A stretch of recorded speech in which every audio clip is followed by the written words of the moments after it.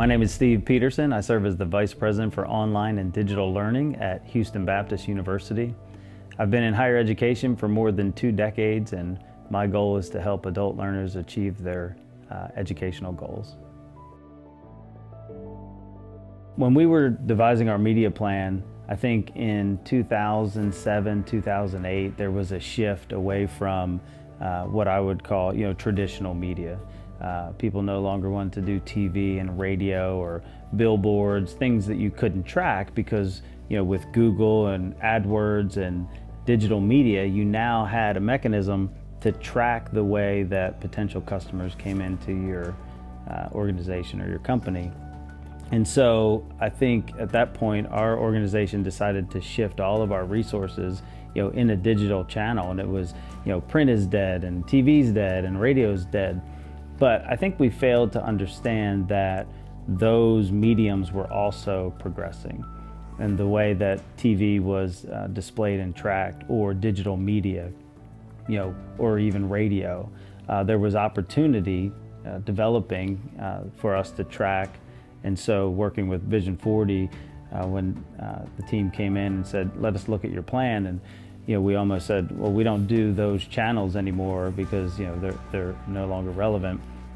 They were able to explain, we can get you the coverage you want and the tracking you want. We can do both. And so we started to migrate back into what I would call more of a healthy mix or a healthy balance of media, rather than just one channel focus.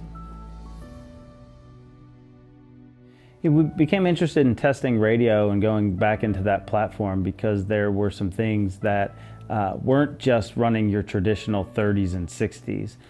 In particular, our organization really wasn't into just running some basic advertising, or what I would call some brand advertising that just told people who we were as an organization. We wanted people to interact with our brand. And so when we stepped into that medium, there was the strategy developed by Vision 40 to drive those listeners to a platform that we could then track them and communicate with them in a manner that we were used to, either by texting them or a phone call, or even by capturing how they interacted with our brand and then remarketing to them. So that was appealing, that we could take what we were viewing at the time as an old school advertising channel and use modern day technology to track what people were doing and how they were interacting with us.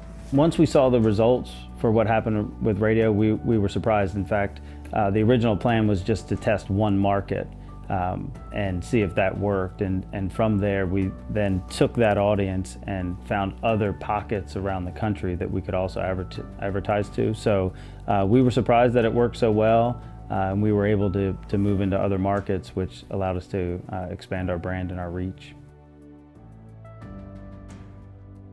When we consider buying media, it's important for us to have accountability. We don't just sign up for a branding campaign and hope for the best. And so we want to be able to track our results. In the institution that I was at, the organization I was at, that was by how many actually came in and, for lack of a better term, became a paying customer. And so I felt that Vision 40 from the beginning was able to understand that they were our metrics. It wasn't a percentage of our budget, it was how many actual acquisitions were obtained through that channel. And so they provided that metric, and we were pleased with the results.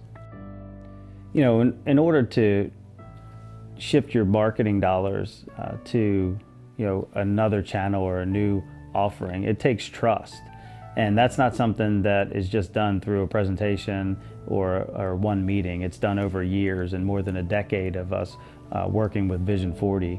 And so it was incremental from day one, where we just continued to increase, prove out the results, and increase from there. If I were to give advice to another university who was looking to expand their brand in either their traditional campus or their online campus, I would caution them not to just write off what I consider to be traditional media channels, your TV, your radio. They really have changed the way that consumers interact, and we're able to get data from that. And so I would encourage them to at least carve out a percentage of their budget for those areas.